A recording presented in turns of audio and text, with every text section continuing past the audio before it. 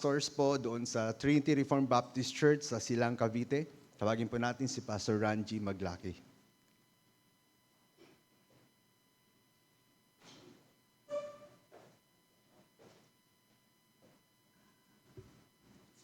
Please open your Bibles with me in Colossians chapter 4.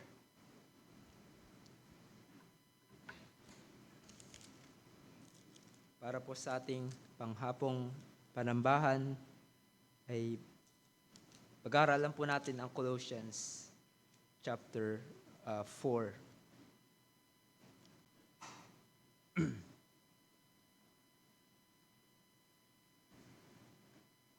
Beginning verse 5, walk in wisdom toward outsiders, making the best use of the time.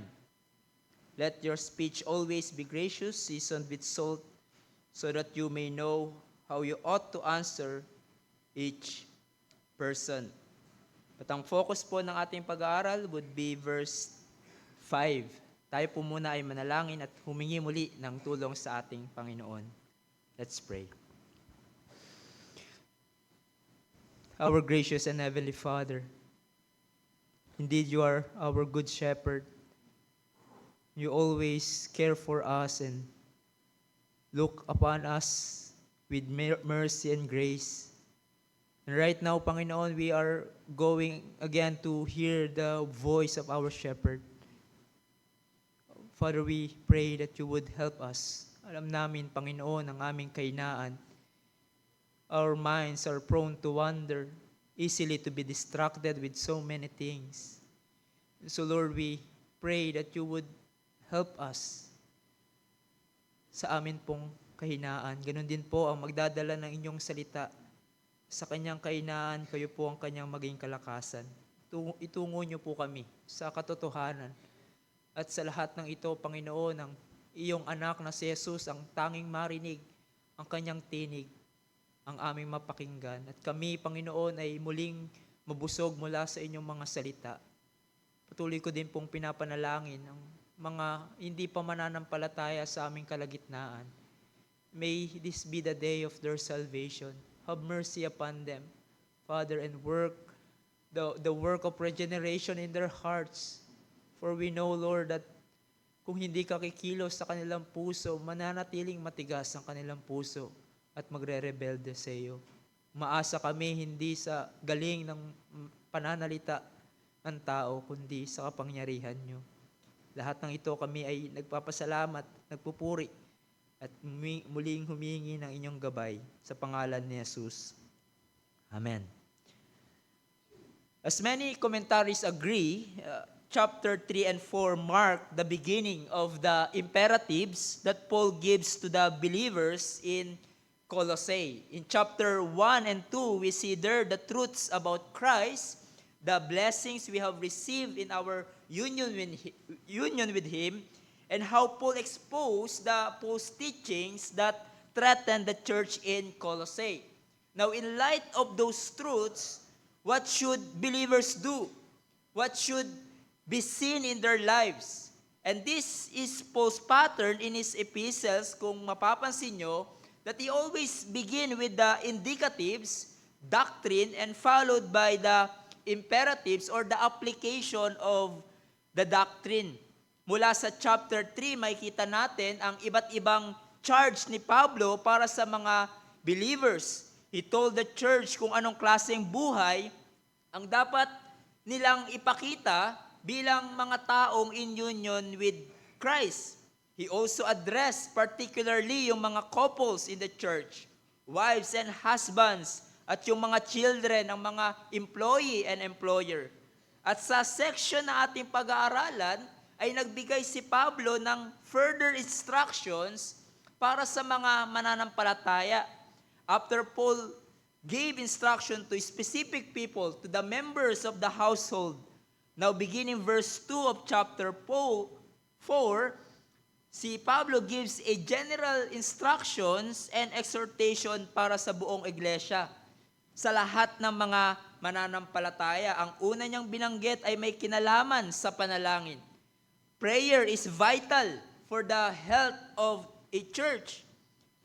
At ganun din sa individual na mananampalataya. Mahalaga kung gaano kahalaga ang panalangin sa buhay ng iglesia corporately and individually as a Christian. Now, in our passage today, ay nagbigay si Pablo ng kanyang huling exhortation for the believers. At ito naman ay may kinalaman sa ating duty toward the unbelievers. Hindi lang tayo may duty to the believers, but also we have duty to the unbelievers. At marami ang sinasabi ng salita ng Diyos patungkol sa ating duty toward them. Marahil ang unang maiisip nyo is that we need to share the gospel to the lost. We need to love our enemies. And we need to pray for them, etc. Ngunit dito ay merong kinalaman hindi lang sa pagbabahagi ng gospel to the unbelievers, but to exemplify toward them a Christ-like attitude. So paano ba dapat natin pakitunguhan ang mga hindi mananampalataya? Anong klaseng pangungugali ang dapat nating ipakita sa kanila? And these verses, or verse 5 specifically, ang ating i-consider the believer's conduct toward the unbelievers. We will do so under two headings. First, walk wisely, and secondly, redeem the time eagerly. So first of all, in verse 5, walk wisely. Sinabi doon, walk in wisdom toward outsiders. Yung salita pong walk, ito ay tumutukoy sa pamumuhay o pang araw-araw na pangungugali natin, the daily conduct of our life. And this word is in the imperative present tense, na ibig sabihin, ito'y utos para sa atin bilang mananampalataya. Hindi ito option, kundi marapat nating gawin daily and habitually. At sinabi ni Paul, ano yung marapat na gawin natin? He said, walk wisely or walk in wisdom toward outsiders. Now, what does it mean to walk in wisdom? Ang karunungan ay paglapat ng katotohanan sa iyong buhay, or in a simple term, wisdom is truths applied. Applying the truth or applying the biblical principles for holy conduct, and it involves making godly decisions and actions in every circumstances. In other words, tayo bilang mga believers, we are to exhibit a careful and consistent and a righteous Christian life. And there's an abundance of instruction sa salita ng Diyos kung paano tayo marapat lumakad at mamuhay bilang mga Christians. Andiyan ang example sa Ephesians 4:1 kung saan ginamit ni Pablo yung term na walk bilang gawi ng ating pamumuhay, that it says, a prisoner for the Lord urge you to walk in a manner worthy of the calling to which you have been called. At sinabi niya, anong klaseng lakad ng pamumuhay ang dapat nating gawin? With all humility and gentleness, with patience, bearing with one another in love, eager to maintain the unity of the Spirit in the bond of peace. In other words, we are to live a righteous life. We are to live in Christ-like attitudes. And we are to live consistently by the grace of God sa ating pagkatawag sa kaligtasan. Consistent to our identity as God's people, changed by the gospel. Ano ba na tayo ngayon? Mga taong naligtas sa kasalanan at bagong nilalang kay Kristo Jesus. Which kung kayo ay familiar sa doctrinal section of Ephesians, chapter 1 to 3, isa ito sa mga ini-establish ni Paul. We are chosen before the foundation of the world, redeemed by Christ, sealed by the Holy Spirit, and we are God's workmanship, created in Christ Jesus for good works. Diyan kayo tinawag ng Panginoon. Therefore, chapter 4, verse 1 of Ephesians, walk in a manner worthy of your calling. Mamuhay kayo ng akma sa inyong pagtawag. Akma kung sino kayo in Christ Jesus. At kung sinasabi mong believer ka, niligtas ka ni Jesus, Ano ang ebidensya? Christ-like attitude and growing in it. Show that you are a Christian by the way you walk, by the way you live. Similar sa Ephesians 4:17, kung saan ginamit muli ni Pablo yung salitang walk, but here, his command ay negative. Sinabi sa Ephesians 4:17 and following, now this I say and testify in the Lord, that you must no longer walk as Gentiles do. Ano ba yung ginagawa ng mga unbelievers, ng mga Gentiles na ito? In the futility of their minds, they are darkened in their understanding, alienated from the life of God because of the ignorance that is in them due to their hardness of heart. They have become callous and given themselves up to sensuality, greedy, to practice every kind of impurity. So sinasabi ni Pablo, ang lakad ng iyong buhay ay hindi na dapat katulad ng mga ungodly, sa mga taong nabubuhay na hindi kilala ang Diyos at walang takot sa Diyos. 'Di ba? Kung titignan natin ano bang meron buhay sila, nabanggit ni Pablo, sensuality, greedy, to practice every kind of impurity. They live a life without any reference to God. Parang yung istorya na napakinggan ko, merong mag-asawa, maagang nag-retire sa kanilang trabaho, bumili sila ng isang island. At ang goal nila sa araw-araw ay manood ng sunset, maglaro ng softball, at mag-collect ng shells. Hanggang sila ay mamatay. That's their goal. Wala silang pakialam sa thought na sila ay mamamatay at haharap sa Diyos one day. They don't care about the spiritual things. At ganun ang mga unbelievers. Sa desisyon nila sa buhay, ayaw nilang pakinggan kung anong sinasabi ng salita ng Diyos. Patungkol sa marriage, patungkol sa work and family, etc. Mas gusto pa nilang pakinggan sa ating panahon yung mga so-called experts na atheists and social media influencer.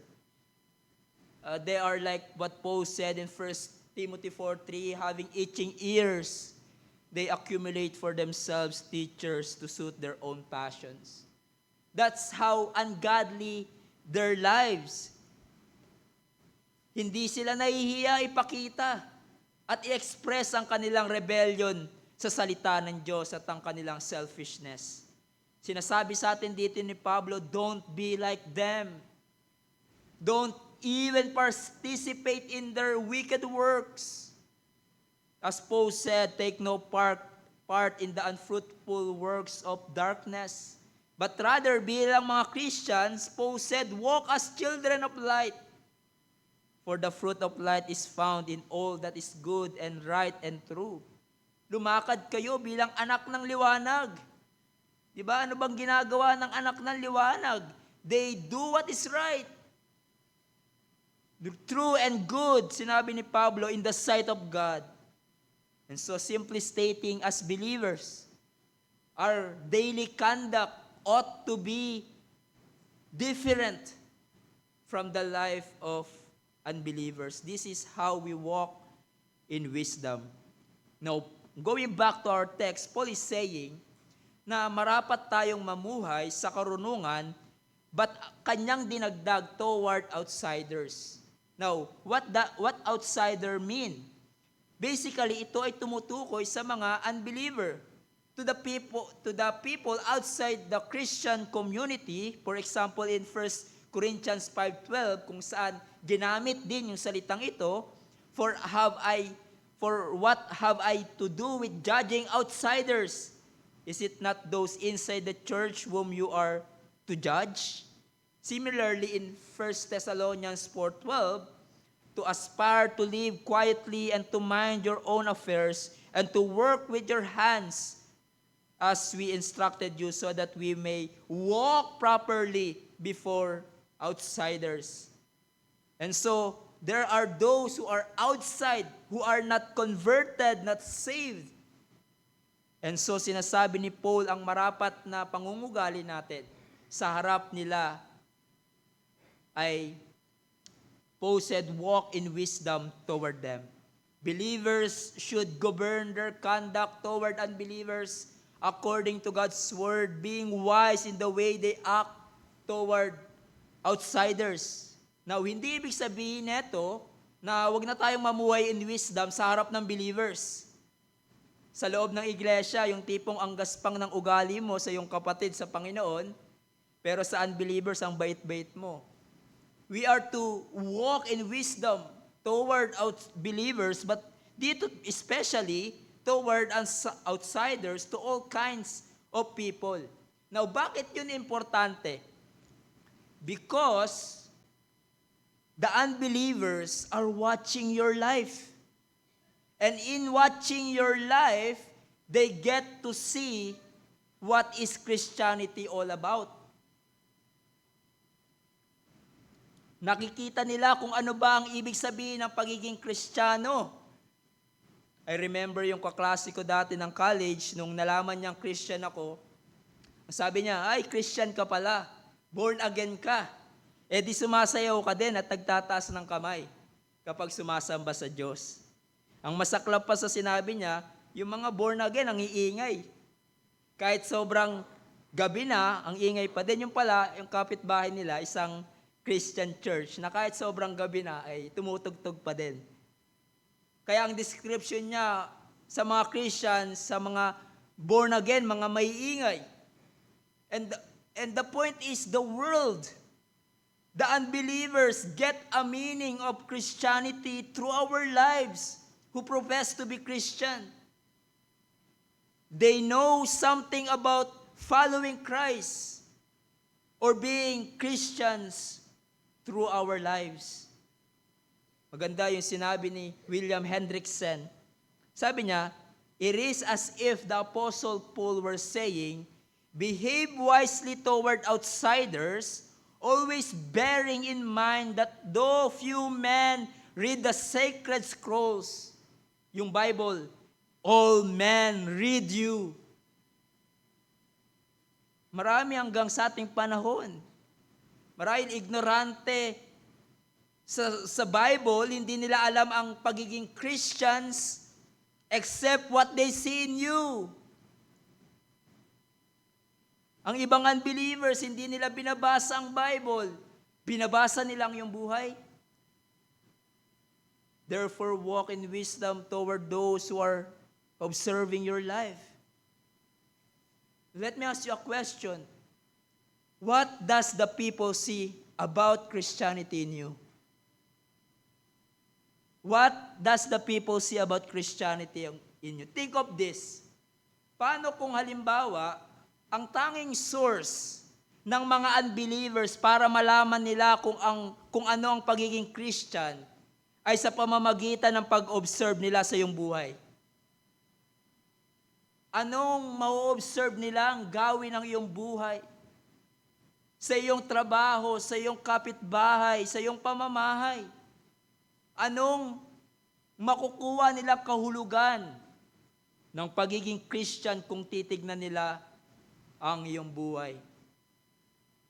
Yung mga Christian na yan, mga reklamador, murmur sa maraming bagay. Yung mga Christian dyan sa SGC mahilig mang-away. Those Christians hate one another. At kung anong kasamaan ang lumalabas sa kanilang bibig. Yung mga reformed na yan, magagaling sa theology. Pero nuknukan ng yabang kapag kinausap mo. Yan ba ang makikita nila? Yes, the unbelievers may attack us at mapupulaan tayo. But remember yung sinabi ni Pedro na kung pulaan tayo, i-persecute tayo, we make sure we are being persecuted for righteousness. Those who live a godly life will be persecuted dahil sa ating matuwid na buhay na expose ang wicked works ng unbelievers so that it's either they attack us or they believe what we believe and proclaim. So makikita ba ng mga unbelievers, those Christians sa SGC are gracious. Grabe yung pagtutulungan nila, yung kanilang love and care for one another. They don't slander one another. Iba sila sa mga kilala kong Christian. Pero ang buhay ay kamunduhan. Does the world see the difference? I'm not saying that we will try to be perfect or tumungo tayo sa pagiging legalistic na nabubuhay lang tayo sa do's and don'ts. But may kita ba nila ang kaibahan? May kita ba nila that though we are not perfect, andun ang ating pagmamahal sa Diyos?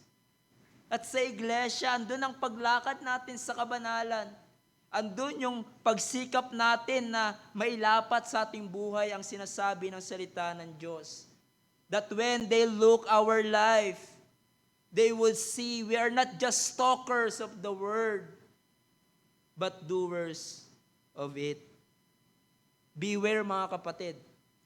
Dahil kung ang nagsasabing sila ay mga mananampalataya at followers of Christ, and yet they live as fools, not in wisdom, they live as outsider. Beware because they will corrupt the Christian faith and people around them will reject the gospel that they proclaim.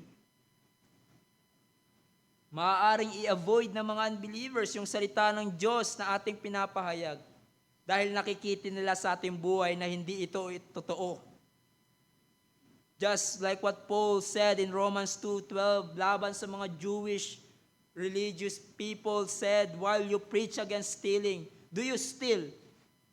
Who you say that one must commit adultery? Do you commit adultery? You who abhor idols, do you rob temples? You who boast in the law dishonor God by breaking the law. For as it is written, the name of God is blasphemed among the Gentiles because of you. Nayuyurakan ang pangalan ng Panginoon because they don't walk the talk. Hindi nila pinamumuhay yung kanilang tinuturo at pinaniniwalaan. Same thing din sa atin, mga believers. Kung mamuhay tayo unwisely, being a fool, maaaring in a way madungisan natin ang mensahe ng gospel at maging allergic ang mga tao sa salita ng Diyos na ating pinahayag dahil sa ating pangungugali na hindi akma sa ating pinapahayag. Let us beware dahil if believers live foolishly, it can corrupt the Christian faith and cause God's name to be dishonored and blasphemed. At sa paanong paraan ang believer ay mamuhay ng katulad ng isang mangmang?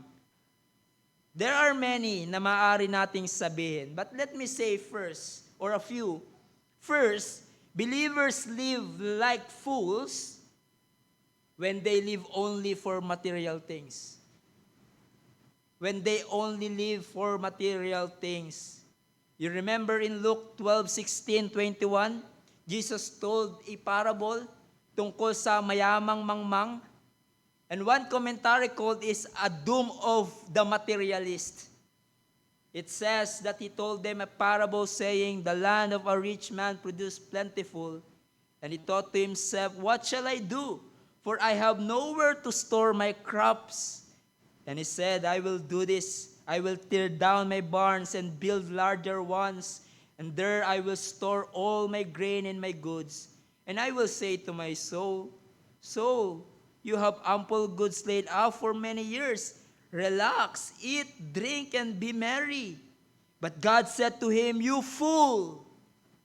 This night your soul is required of you, and the things you have prepared, whose will they be? So it is the one who lays up treasure for himself and is not rich toward God. Now, one thing we can learn from this parable is that the danger of excessive attachment to wealth. Dahil sa kanyang kayamanan, kumbaga ang yaman ng kanyang Diyos, ang kanyang pinagkakatiwalaan, ang kanyang possession. At dahil dyan, he neglected the most important thing, and that is to be rich toward God. To acknowledge God as the owner of everything. He did not fix his eyes on the things that will matter in eternity. Sinabi ni Pablo in 1 Timothy 6:9, those who desire to be rich fall into temptation, into a snare, into many senseless and harmful desires. Mga kapatid, we live like a fool when we desire to get more. And more stuff in this world when we desire to be rich and love money more than the things of God. At ang mga believers ay maaaring maging mangmang kung tayo ay namumuhay lamang para kumita ng limpak-limpak na salapi. Namumuhay lamang para makamtan natin ang mga material na bagay dito sa mundo. At hindi tayo ganun kaseryoso sa mga spiritual na bagay at pagsunod sa Panginoon. What is the chief end of man? The answer is the chief end of man is to glorify God and enjoy Him forever. But sadly for others, the chief end of man is to earn money and enjoy it as if it will last forever. Sa iba, kumbaga ay nagiging palamuti lamang ang Diyos sa ating buhay at hindi nakikita ng mga unbelievers sa atin that God is our everything. Isipin nyo, no? Isang nagsasabing believer, nakita mong sobrang lubog sa kalungkutan na para bang katapusan na ng mundo. At tapos tatanungin mo, bakit ka sobrang lungkot? At ang sagot niya, hanggang ngayon, di pa ako nakakabili ng bagong labas ng iPhone. O kaya naman, di pa ako nakakapunta sa Boracay. Sa Japan, parang yung narinig kong kwento, di ba? Nagsabi na, Lord, huwag ka munang bumalik. Di pa ako nakakapunta ng Boracay. Or Switzerland. We may laugh at that, but how many who profess to be Christians easily become depressed and anxious when they lose material things or when they cannot obtain them? How can how can unbelievers believe our message about Christ, about repentance and faith in Him, about loving Christ and living for His glory, if our lives are no different from them? From unbelievers who are only concerned with acquiring and storing up many material things in this world. And we show little concern for the things of God and for obeying His word. Now let me press a little bit with regard to our worship to the true God. How can the lost sinners believe our message that Christ is worthy of our worship, He is worthy of our trust, if we constantly neglect God's appointed day of rest and worship, the Lord's day? You know, one of the descriptions of unbeliever in the Bible is that they are restless. Mga taong walang pahinga. Mga taong busy doing their own things for their own pleasure. You know, one of the significance of the Lord's Day is that it distinguishes us to the unbelievers. We are actually living like a fools kung i-spend natin ang araw ng linggo sa ibang mga bagay, sa secular employment, sa ating paggalagala. We are being like them na mga restless. Restless sa trabaho, restless sa mga gawain ng mundo. Mga taong ayaw magpahinga na pinagkakaloob ng Diyos. We must be different. The true people of God spends the Sunday for the Lord to worship Him and to rest in Him. At ito ay pagpapahayag natin that God provides for my daily needs. God will provide for my financial need. Ngunit ang hindi mananampalataya, saan nila inaaksaya ang araw ng linggo?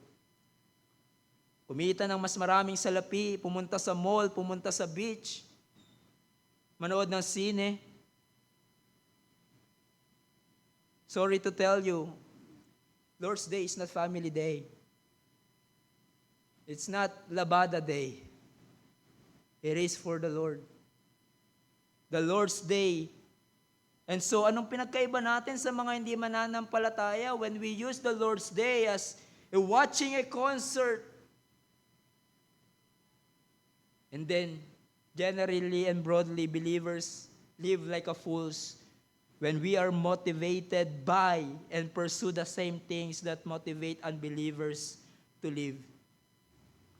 When we imitate ang mga unbelievers in this world, which alam naman natin ang buhay nila ay hindi pagsunod sa kalooban ng Diyos sa bawat aspeto ng kanilang buhay.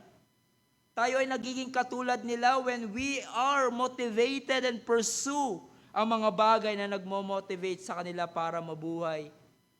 Namely, money and power and pleasure, etc. Kung yung iba allergic na, di ba? Sa mga ilang mga Christian churches. Yung iba allergic na sa mga ibang Christian churches. Bakit? Dahil magmula sa mga leaders ng church hanggang sa mga members, ang inatupag ay pagyaman. Inatupag yung paglaki ng budget. I remember I've been attending a church in Tagaytay for many years. Na every Sunday, ang maririnig mong exhortation is to give, to tithe, to give more and more. Kaya minsan naririnig ko yung sinasabi ng iba, ginagatasan lang tayo ng church.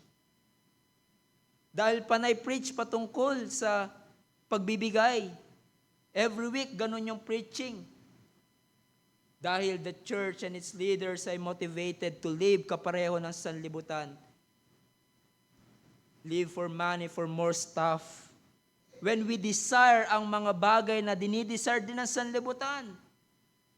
The desires of the flesh and of the eyes and the pride of life. When we imitate them, we live foolishly. Then again, paano tayo maging magandang patotoo ng Ebanghelyo ni Jesus? Paano tayo magiging ilaw ng sanlibutang ito? Paano tayo magiging magandang patotoo na ang Ebanghelyo ay nagliligtas at nagtatransform ng isang makasalanan kung ang buhay natin ay walang pinagkaiba sa mga taong nasa sanlibutan? Sinabi ni John MacArthur, a believer also plays a fool when he is disobedient. Believers also play the fool when they put their hearts on the wrong things. It is tragic that so many Christians foolishly do not take God at His word in everything He says, do not obey Him in everything He commands, and desire so many things that He warns against. You see, ang bigat ng panawagan dito ni Pablo. Walk in wisdom toward outsider. Walk in the fear of God. Walk in obedience to Him. And live for His glory. There are those na nagsasabing sila ay Christian. And yet, dahil sa kanilang balikong pamumuhay, the name of God is being blasphemed. The Christian faith is being mocked.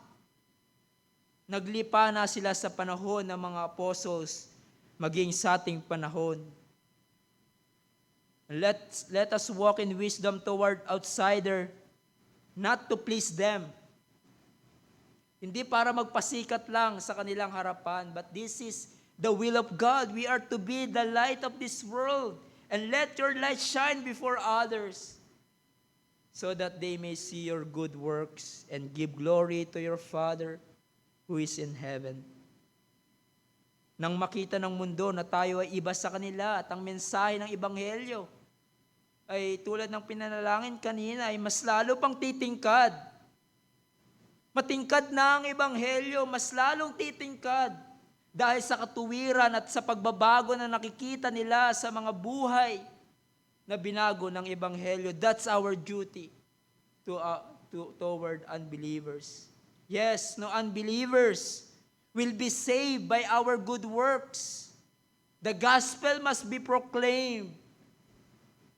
For it is the power of God unto salvation. Yet the gospel is much more likely to be received positively if it is presented by the believer who is humble, loving, and gentle than a person who is arrogant and disrespectful.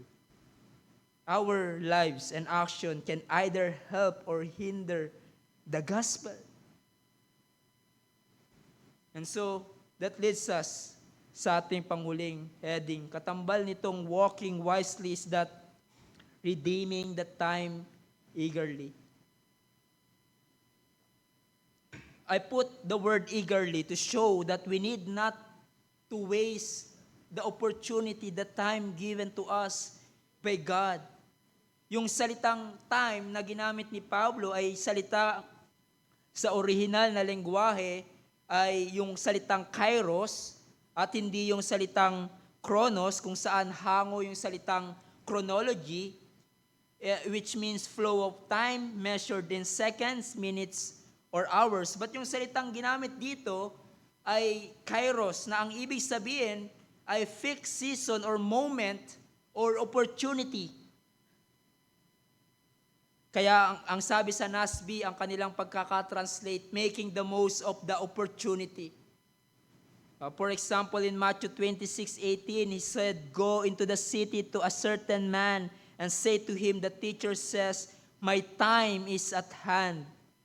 And yung time na tumutukoy dito ay kaganapan, moment, allocated, season, or opportunity. Now, others would say na ang sinasabi dito ni Pablo is that dahil tayo ay nasa evil world, comparing it to Ephesians 5:16, sinasabi that Paul is saying, don't use your time, allocated time, for evil. Well, that's true.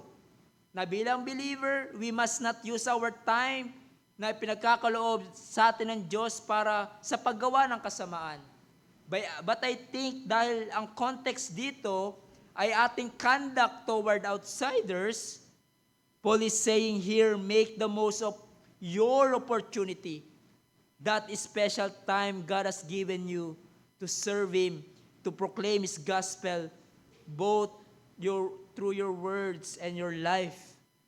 In other words, take the opportunity, seize the time na pinagkakaloob sa inyo ng Diyos.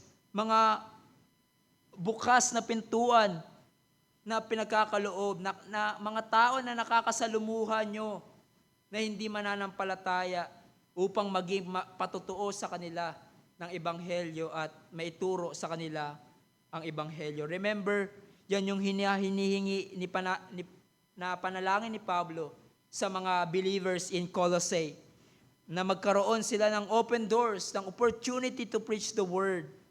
At kung dumating yung opportunity na yan, you have to make the most of it to be a good testimony and speak for Christ.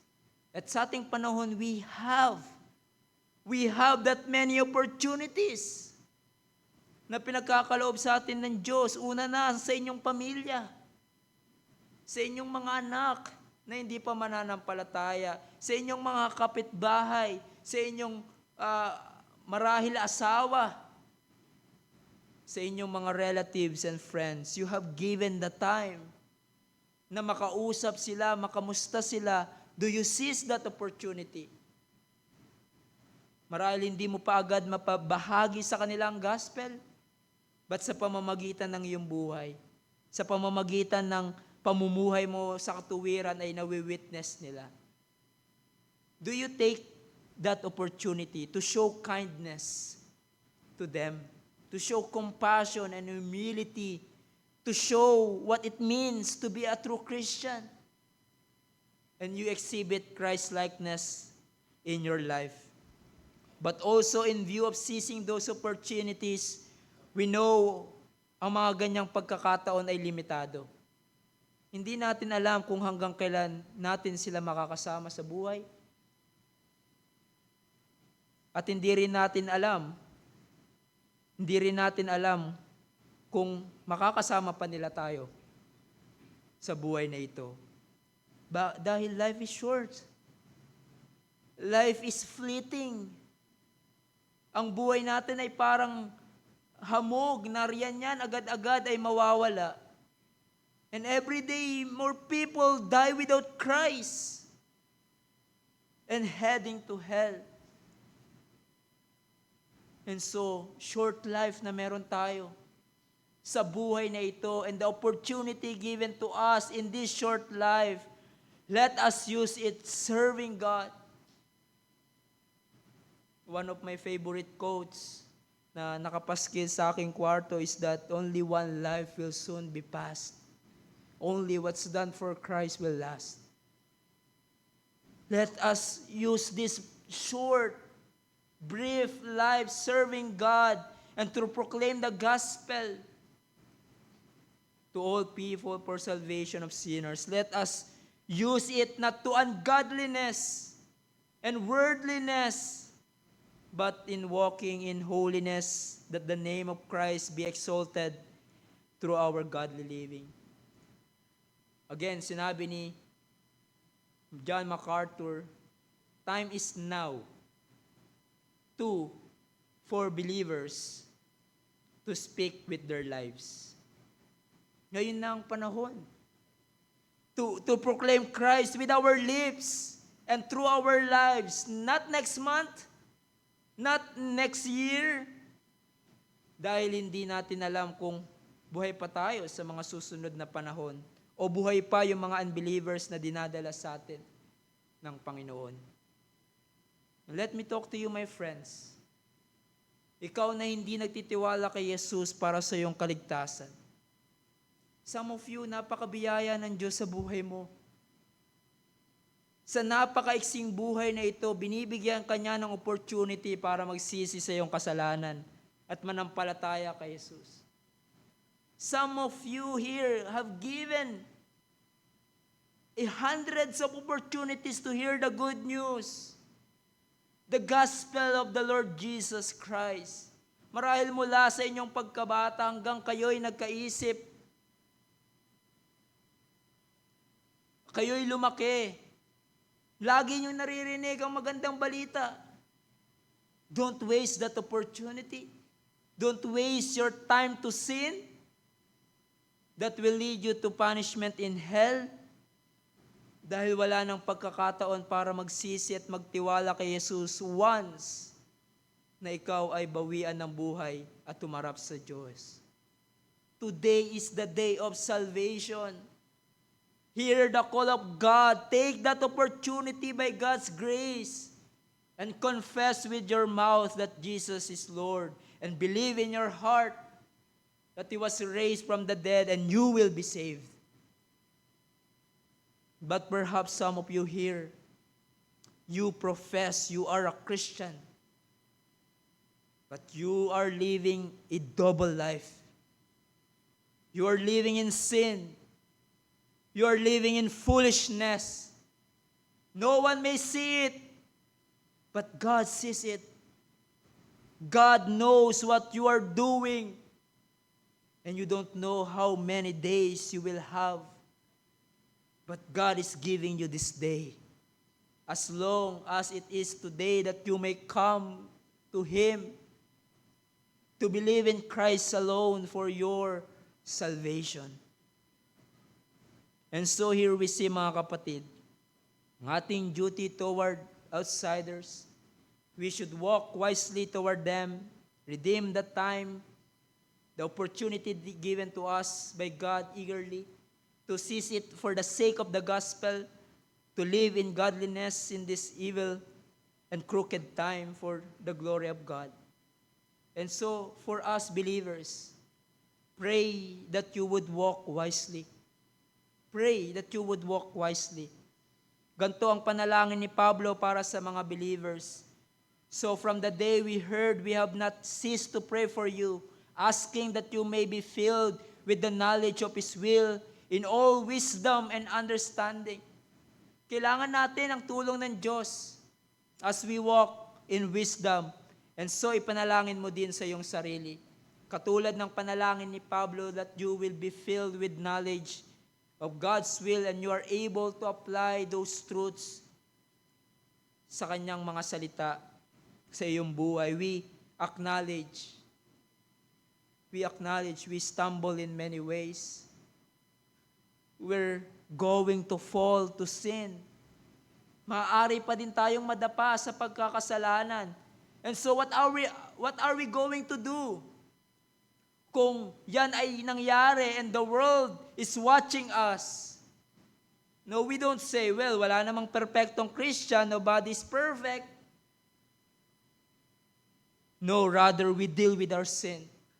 Sa tulong ng Diyos, we confess our sin and humbly ask for forgiveness and move forward. Continue to walk in wisdom. Ask for God's help that through your life, that you would not be a stumbling block for others, but rather you would continually walk in wisdom, giving honor and glory to God through your life. By the help of God, be a godly example and good testimony of Christ to the watching world. Sa tulong ng Diyos, patangkadin natin, pagandahin natin lalo ang mensahe ng Ebanghelyo sa pamamagitan ng ating godly and good example toward the unbelievers. Maganda na ang Ebanghelyo tulad ng binanggit ko kanina. Maganda na ang Ebanghelyo ni Jesus, ngunit ito ay mas titingkad kung ang nagdadalin nito at nagpapatotoo ay pinamumuhay ang salita ng Diyos. I exhort you, brethren, I exhort you by God's help, do not bring shame in the name of Christ. Huwag na tayong dumagdag sa mga tao nang dahil sa kanilang unholy conduct. Some are disciplined by the church and some are disqualified to the pastoral office and diaconate. At dahil sa kanilang ginawa na dungisan ng pangalan ng Diyos ang Christianity, they hurt their family. They hurt their children, their brethren, and their loved ones. I don't want to hurt my family, my loved ones, and my church through my unholy conduct. Is that true in your life? Yes, God is gracious. He restores His disobedient child. He restored Peter. And that's another sermon. But oh, that we may consider the devastating damage that unholy life can bring. I warn you, brethren, as I warn myself, do not bring reproach upon the precious name of Christ. Do not cause the name of Christ to be mocked and trampled upon by the believers because they see us who profess to be Christ's followers living in unholy conduct.